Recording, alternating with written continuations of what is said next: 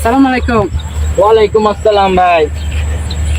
এখন তো আমেরিকার তো কোনো ভিসা টিসা নাই। এখন আমার একটা পরিচিত একজন মানুষের একটা লোক লাগবে। আপনার 5 লাখ টাকা দিলে নিয়ে যেতে পারবে, আর বাকিগুলো আস্তে ধীরে দিতে পারবেন। মানে 5 লাখ টাকা করে? 5 লাখ টাকা মাত্র 5 লাখ। আপনি আমার আপনজন হিসাবে আমি বলছি, নাইলে বলতাম না। ভাই। আমেরিকা তো আমার তো যাওয়ার শখ, কম টম রাখা যায় না ভাই? না, 5 লাখ টাকা একদম ফিক্স। 5 লাখ টাকা একজন যাইতে 20 লাখ টাকা লাগে, আপনার 3 ভাগ কম। আচ্ছা, আপনি আপনার নাম্বারটা দিয়ে দেন, আমি আপনাকে যোগাযোগ করবো, বিকালে কল দিব।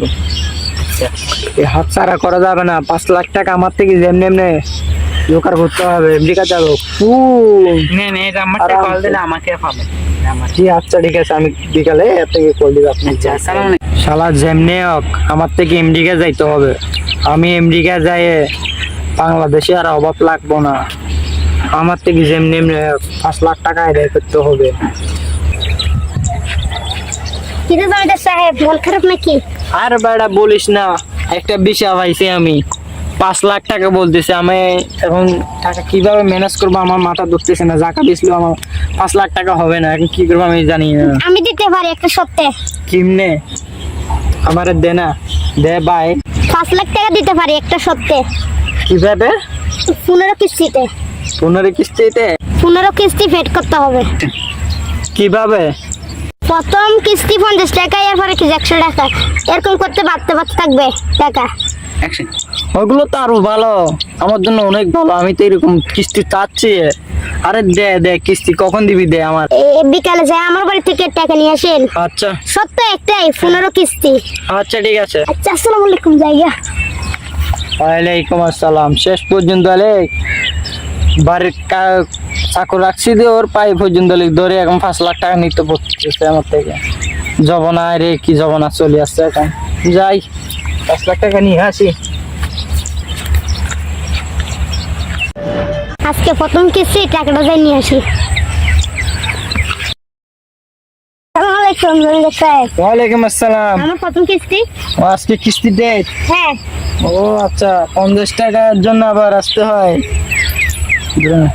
নেন 50 টাকা, কালকে আবার আসি কিস্তি নিতে জানতে। আরে বেটা পাগল ছাগল, 50 টাকার কিস্তি বলে আবার নিতে আসে। ও পাগল না ছাগল আসলে। আরে একটা কথা আছে না, সুন্দর না ইত্যা না মিড়ে দিবা কানা। ওই এখন ওর দশা হয়েছে, ও কি করবে? 5 লাখ টাকা কই রাখবে? এর জন্য এইভাবে মানুষকে বিলাইতেছে।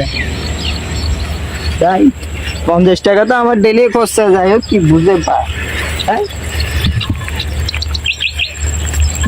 আজকে তো 10 কিস্তি চলে যাই। আসসালামু আলাইকুম জমিদার সাহেব। ওয়ালাইকুম আসসালাম। 10 কিস্তি বাইরে করো। আর 25,000 10 টাকা। কিস্তি, আরো তো 5 25,000 কিস্তি আছে। 10 কিস্তি মাত্র 25,000 টাকা যাচ্ছে। আরো তো আছে আরো 5 কিস্তি আছে। 5 কিস্তি আর কয় টাকায় নিবেন? নেন 25,000 টাকা নেন। ওইটা একটা চেক দেন, তাহলে কালকে আসিয়ে না আবার 11 কিস্তি দিব। আরে তুই বেকুব, আরে প্রত্যেকে আসছে পাগল ছাগল। 10 কিস্তিতে মাত্র 25,000 টাকা যাবে। আরো 10 কিস্তিতে নাহলে কয় টাকা যাবে? আর দেখা যাক কয় টাকা যাবে।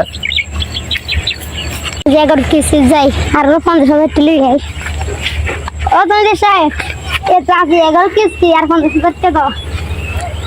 আজকে 11 কিস্তি, হ্যাঁ 50,000 টাকা। হ্যাঁ।